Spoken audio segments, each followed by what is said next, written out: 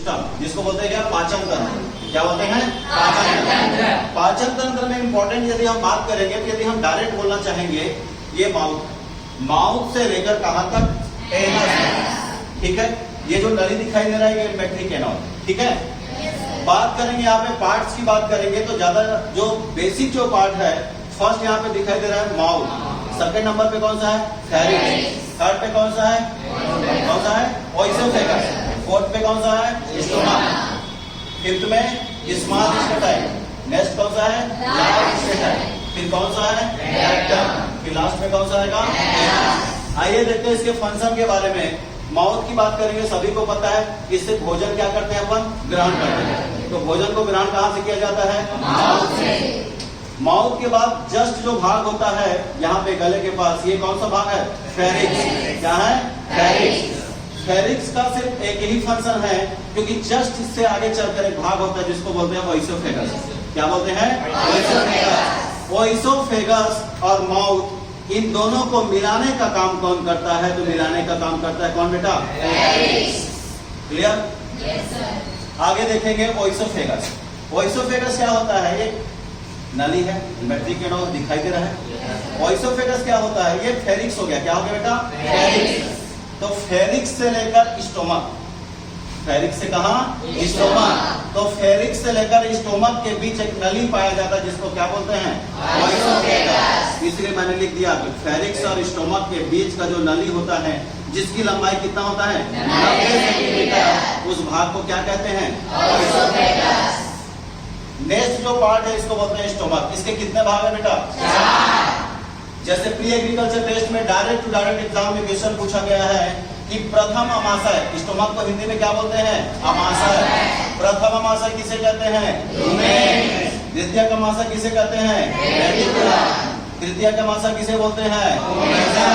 चतुर्थ अमाशय किसे कहते हैं, एबोमेजम। तो स्टोमक के कितने भाग हैं, 4। यदि हम बात करेंगे फर्स्ट रूमेन, तो रूमेन को क्या बोलते हैं बेटा, प्रथम अमाशय। और आपको दिखाई दे रहा है ये सबसे बड़ा है। क्या बेटा, सबसे बड़ा।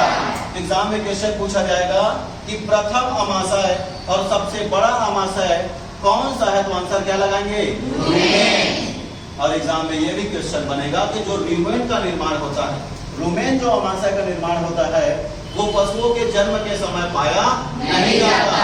तो पूछा जाएगा कि जन्म के समय नहीं पाया जाने वाला स्टोमक कौन सा है, रूमेन। तो बेटा ये कितने सप्ताह में विकसित होता है, 4 से 6 सप्ताह। नेक्स्ट देखो एबोमेजम। क्या बेटा, एबोमेजम। एबोमेजम को क्या बोलते हैं, सत्य अमाशय। बार बार केटी एग्जाम में पूछा गया है कि सत्य अमाशय किसे कहते हैं, ट्रू स्टोमक किसे कहते हैं, तो किसको बोलते हैं, एबोमेजम को। ये जन्म के समय पाया जाता है बेटा। जब बछड़ा जन्म लेता है तो कौन सा अमाशय विकसित होता है, एबोमेजम। और लास्ट में क्वेश्चन, यदि पाचन प्रक्रिया की बात करें, पाचक एंजाइम की बात करें, तो पाचक एंजाइम कौन से अमाशय में पाया जाता है, एबोमेजम। रेटिकुलम को देखो यहाँ पे पहले बनाया, ठीक है। तो ये सबसे आगे जो अमाशय होता है वो कौन सा है, रेटिकुलम। और देखिए सबसे क्या दिख रहा है, छोटा। तो सबसे छोटा अमाशय कौन सा है बेटा, रेटिकुलम। और छोटा स्ट्रक्चर और हनीकॉम्ब। यदि बात करेंगे कि वह कौन सा अमाशय है जो मधुमक्खी के छत्ते के समान दिखाई देता है, हनीकॉम्ब स्ट्रक्चर पे दिखाई देता है, तो हनीकॉम्ब स्ट्रक्चर किसके दिखाई देता है बेटा, रेटिकुलम। 2 क्वेश्चन ध्यान देंगे प्यारे बच्चों।